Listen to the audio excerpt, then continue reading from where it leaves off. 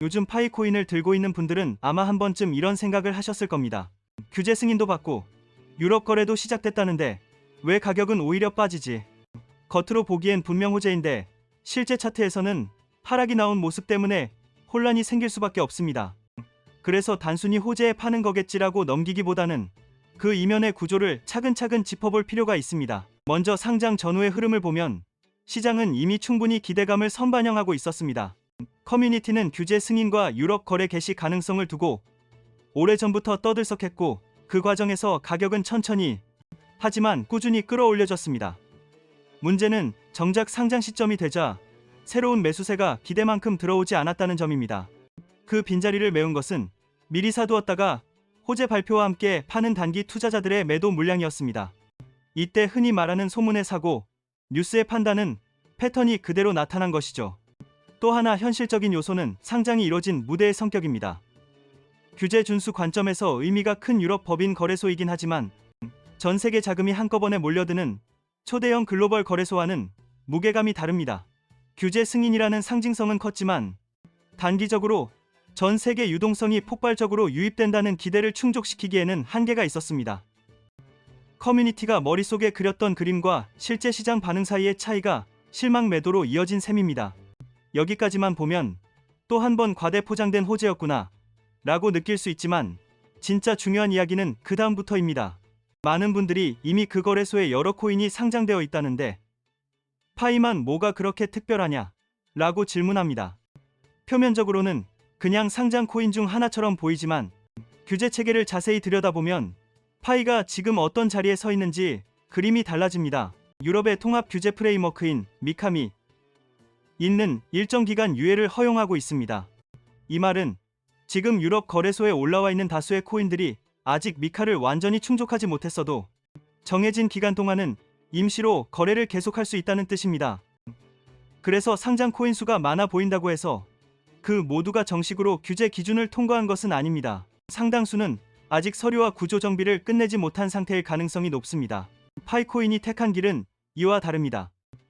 다른 프로젝트들이 유예 기간을 믿고 준비를 미루는 동안 파이는 먼저 백서를 정비하고 발행 주체, 토큰 구조, 리스크 공시, 재무 정보 등 규제 기관이 요구하는 항목들을 정면으로 채워 넣었습니다. 단순히 언젠가 맞춰가겠다가 아니라 지금부터 제도권 안에서 오래 살아남을 준비를 끝내겠다라는 태도에 가까운 움직임이었습니다. 유예 기간에 보호막 뒤에 숨지 않고 아예 먼저 합격 도장을 받아버린 셈입니다. 이 지점에서 중요한 시각의 전환이 필요합니다. 시장은 단기적으로는 언제나 가격만 바라보지만 규제는 자산의 수명을 바꿉니다. 유예 기간이 끝나면 미카 기준을 충족하지 못한 코인들은 유럽권 거래소에서 순차적으로 퇴출될 수밖에 없습니다. 이건 단순히 한 곳에서 빠진다 수준이 아니라 그 지역 전체에서 유동성이 막히는 것을 의미합니다. 유럽이 미국 다음으로 큰 암호화폐 시장이라는 점을 감안하면 이런 퇴출은 프로젝트 전체의 신뢰와 가치에 치명적인 상처가 될 수 있습니다. 반대로 미카 승인을 받은 코인에게는 전혀 다른 길이 열립니다. 이들은 규제 기준을 충족한 자산이라는 라벨을 얻습니다.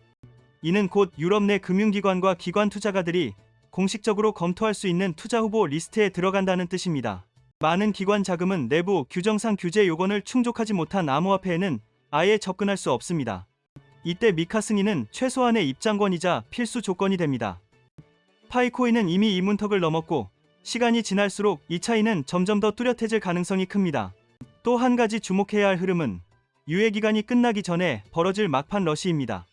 규정 적용 시점이 가까워지면 아직 준비를 마치지 못한 프로젝트들이 한꺼번에 백서 수정, 법률 검토, 승인 신청에 뛰어들 것입니다.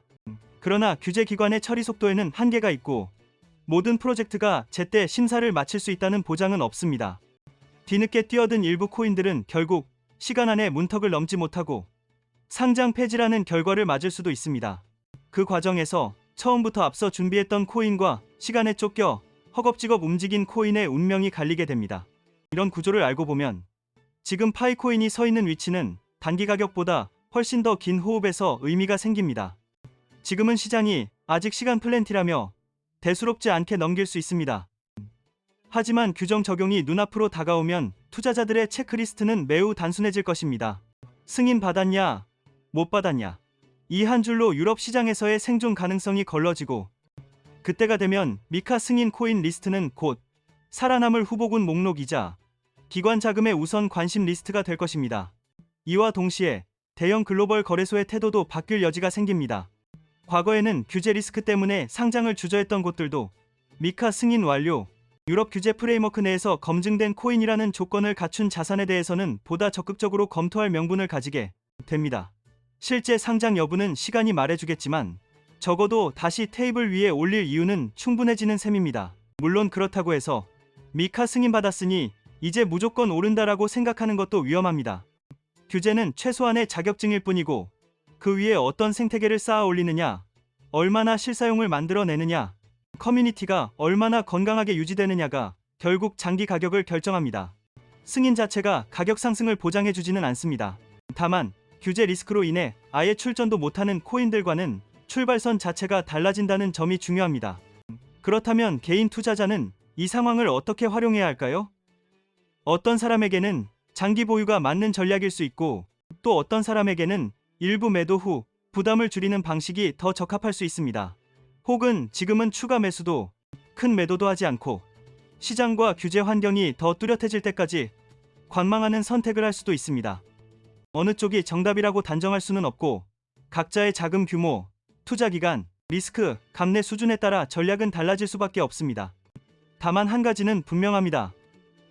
상장 당일의 하락만 보고 역시 또 실패다라고 단정해버리면 규제가 만들어낸 새로운 판의 본질을 놓치게 된다는 점입니다. 미카 승인은 단기적으로 차트에 큰 불꽃을 터뜨리기 위한 장치가 아니라 앞으로 다가올 정리 국면에서 누가 제도권 안에 남을 수 있는가를 가르는 기준선에 가깝습니다.